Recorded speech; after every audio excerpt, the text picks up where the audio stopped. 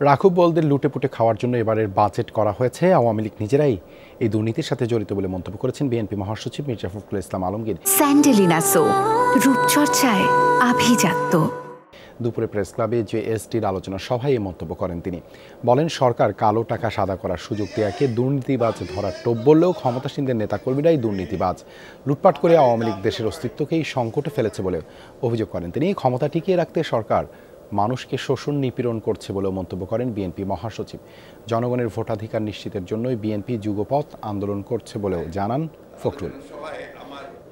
Budget দেখলেই বুঝতে পারবেন যে রাঘব বোয়ালদের লুটে খাওয়ার আরেকটা ব্যবস্থা করেছেন। এটা এই প্রত্যেক বছর একই ঘটনা ঘটছে এবং যারা আপনার অর্থনৈতিক বিশ্লেষক তারা বলছেন যে এটা আপনার শুধুমাত্র ক্ষতি ছাড়া আর কিছু করবে না। যেখানে সবচেয়ে বড় সংকট এখন সাধারণ মানুষের জন্য ইনফ্লেশন, দ্রব্যমূল্যের এত বেশি বেড়ে গেছে যেটা সাধারণ মানুষের কাছে সহনীয় হচ্ছে না।